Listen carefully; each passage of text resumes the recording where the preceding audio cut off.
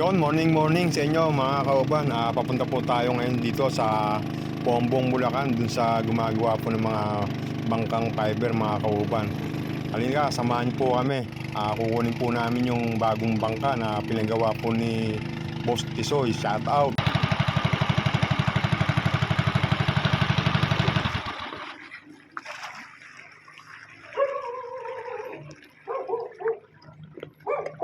Mga kauban, dito na kami. Ayun, no, may nakalagay nga, Kalalang Family, ayun, no. Kita po yung bagong bangka ni Boss Tisoy, ayan, no. Ito po yung kukunin namin bangka mga kauban, no. Papalit dito sa may dala namin mga kauban. Ito na nga po, ayan, no. Ito, malaki.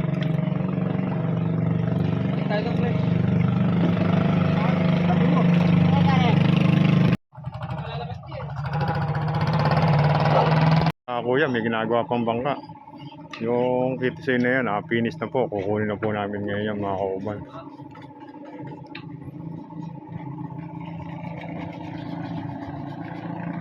Tapang yun. Mabay na, mabay. Maingay na, maingay. Iso nga mo. Pakari na ako sa pupunta. Mahintay niyo ba? Bossing fiber. Yan eh, kinet ko yan eh. Ay, ulmaan? Oo. Yan na dyan eh. Masama nung kay Lolo. Tagal na yan dyan. Kapi ba? Ayaw balik na ako eh. Nakabot ito 45,000. So yun mga kauban, yung pagpapagawa ng ganito kalaki, 45,000. Ito na ginagamit na rin itong pamasada rito sa Pombong. At tulad po nung nadaan nating mga bangka, ano, pinaperan ni kuya na ano. Kaya nung ilang po ba? Kaya mo natin na pataw. Wala rin, base nila.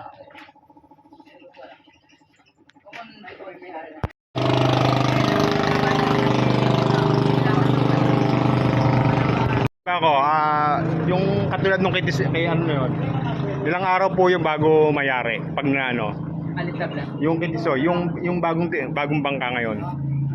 Ay, bago. Yan. Ilang araw po bago ano, may inaabot po ba ng isang buwan? Tayo naka-video tayo Kung tatarabohin, hindi basta ang problema natin ay yung ulan. Ulan, yun ang kalaban.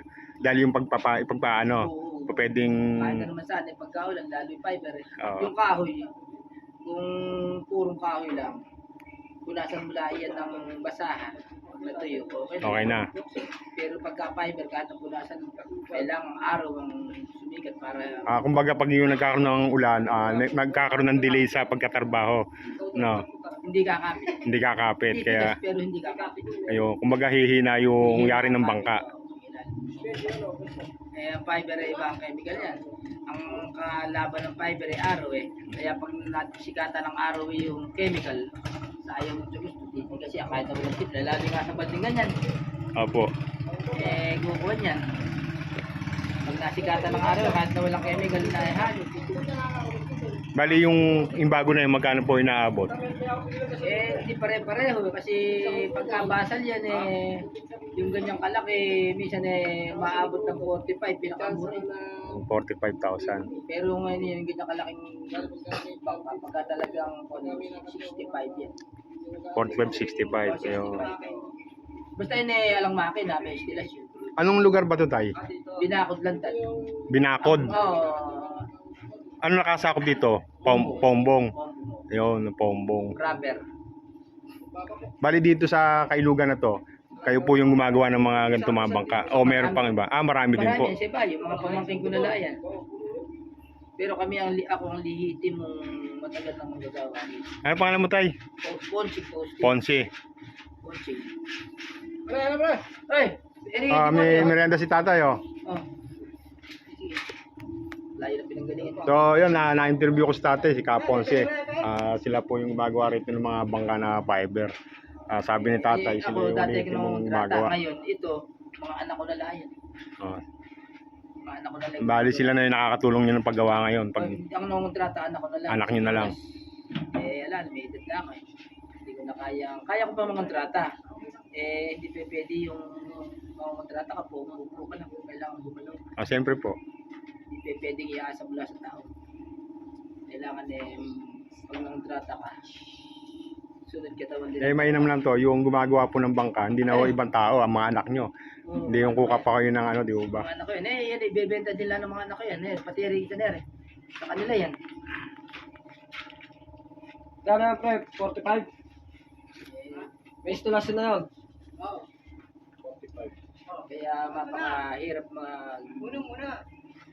magtrabaho pagka umuulan. Hindi na tipirner ang... Kalaban ng paggawa ng fiber.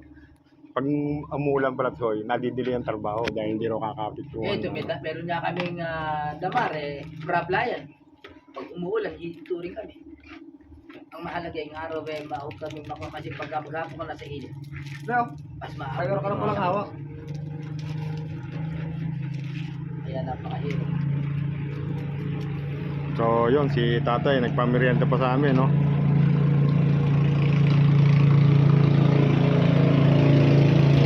Saan naging biyahe natin? Ilang oras? Alas 7. Ha? Dalawat kalate dahil mabagal ang takbo natin, no? Bagal. Bagal yun. Mabagal po yung takbo namin, eh. Bagal yun. Inaatay-atay lang po yung ano, Una, maliit ang tubig. Pag madali ka, nagka-problema ang inyong propeller, yung join. So yun, dalawat kalating oras namin tinakbo Balagtas hanggang dito sa may Pombong dahil mabagal lang po yung naging biyahe namin. Hindi Jomar. pwedeng mas mabilis dahil Jomar. pag nagka-problema sa Picture propeller sila. pa pwedeng Saka rin malaki yung magiging problema. Ayun. Gulay, tsaka yung...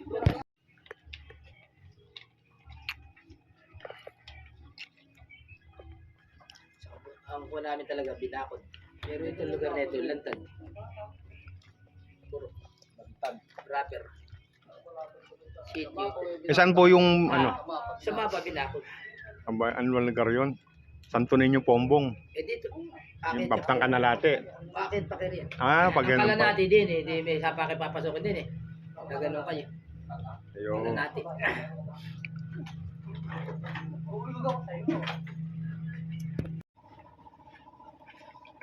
Yung San Isidro dos Tawiran. Dito papunta ka Guni. Pombong din eh. May buga. Yan ang sinasama ko muksing ganyan. Nagkatala kami kakawak sa Laguna de Bay, ganyan.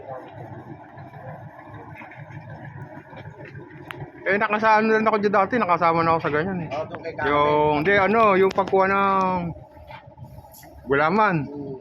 May hila-hila pa kami kasko nung araw, eh. Nalugi naman yung boss ko. Tsaka yung kinakarga ng adobe, di ba mga ganyan? O yung kasko, no? Kasko, nasama ako nung araw doon.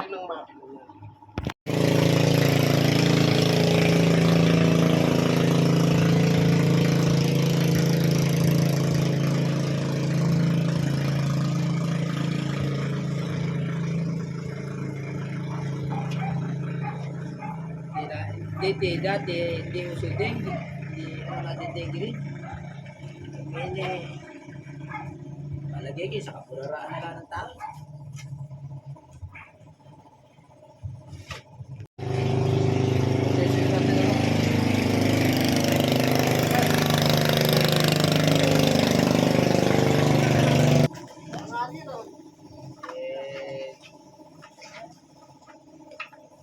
Mga kauban, ito yung bagong motor. Sasalpak doon sa may bagong bangka. Mupo ka rin. Yan. Dili. Ito. Dahil may dala tayong diesel, eh. No. Yung kayo na gasolina gamit natin, no. Kaya. Sa tulay yung itabi ng junk shop. Ilang una namin. Hindi lang gamit na ka. Ilang araw namin pinandar yan? Kahapon, tsaka dun sa araw. 5 oras yata. Kanilang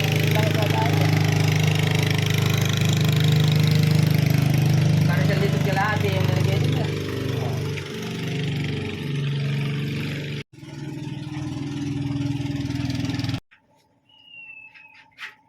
Ano na? Hindi mo, di ba ko? So yun, yung bagong motor, sasalpak na po rito sa may bagong bangka. At itong dala namin bangka, bali iiwanan na po namin dito. Ito na po yung dadala namin papuntang Balagtas mga kauban. O, may nakausli o.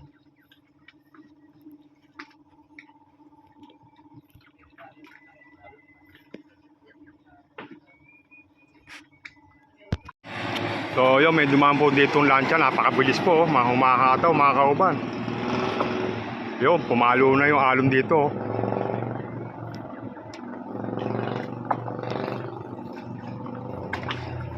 Kala ko bawal magpatakbo rito mabilis. Pwede pala. Ayan, no? Nag-uga na po yung mga bangka, mga kauban. Ayan, pumalo na. Sa lakas ng alon.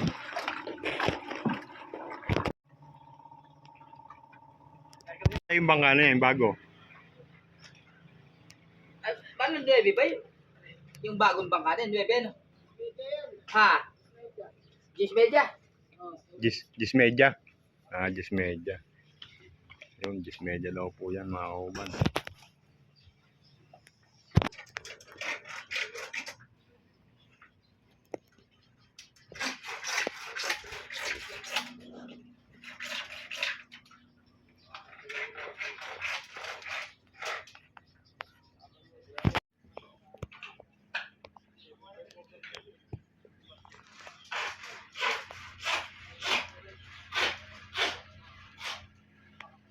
So yun dito mga kauban, makakita rito na si Kuya, bali nire-repair itong isang malaking bangka.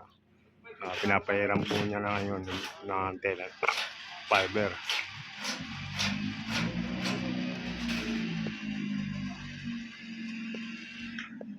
Oh. Kaya... Dito lang, ito lang. Dito lang. Nga sa Manila pang ginagawa.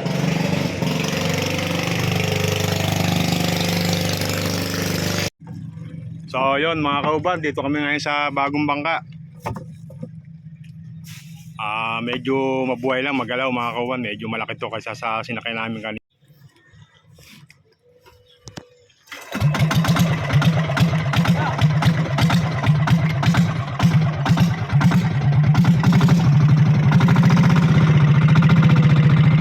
So yun, pabalik na kami ng Balagtas mga kauban mula dito sa may Hagunoy. Paumbong. Pauwi na kami ng Balagtas mga kauban. Yun, ang oras po natin 10:38 mga kauban.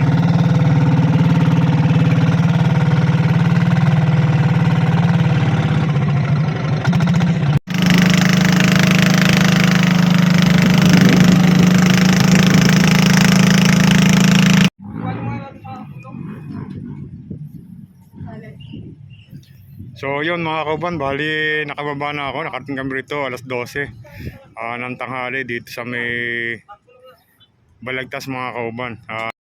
Yun, sa lahat ng subscriber, maraming salamat. Sa mga di pa ako nakapag-subscribe, pwede na kayo mag-subscribe. Bye bye, God bless po.